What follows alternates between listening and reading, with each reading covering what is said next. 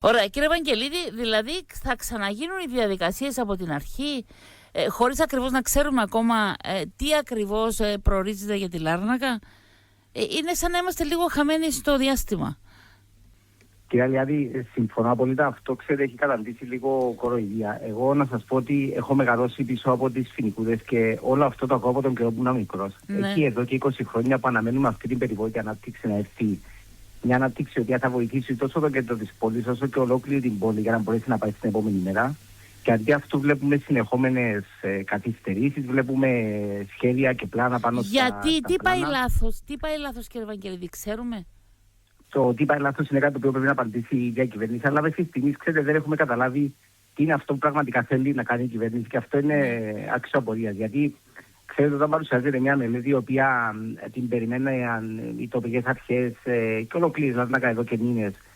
Και αυτή η περιβόητη μελέτη παρουσιάζει λίγο πολύ 3 slides τα οποία μιλούν για ανάπτυξη του λιμανιού και της Μαρίνας χωρίς καμία αναφορά στο χερσαίο χώρο.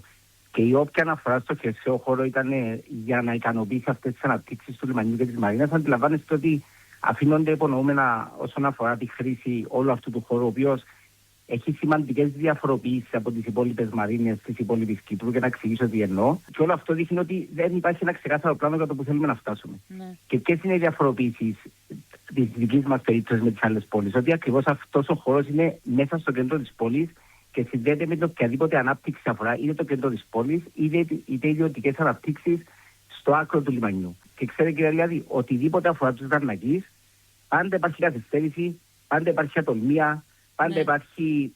Μήπως φταίει η Λάρνακα, κύριε Ευαγγελίδη, αντί να φταίει οποιοδήποτε άλλος? Μήπως δεν ξέρετε τι θέλετε εκεί στη Λάρνακα? Οι μόνοι που δεν φταίνουν είναι οι Λαρνακείς. Αυτό που χρειάζεται επιτέλους είναι να αναλάβει η κυβέρνηση τις ευθύνες της, να σταματήσει να πηγαίνει, έρχεται με δικαιολογίες, με χρονοδιαγράμματα που δεν τηρούνται, με τάξιμο για αρχιτεκτονικούς διαγωνισμούς, τοπιοτέχνηση, yacht club, μελέτες, και να μην βλέπουμε στο τέλος της μέρας τίποτα, ή αυτά που βλέπουμε να μην είναι ολοκληρωμένα. Υπάρχει μια ενιαία γραμμή αναφορικά με το τι θέλει η πόλη. Έξω και χθες ήταν όλα τα κόμματα στη διαμαρτυρία.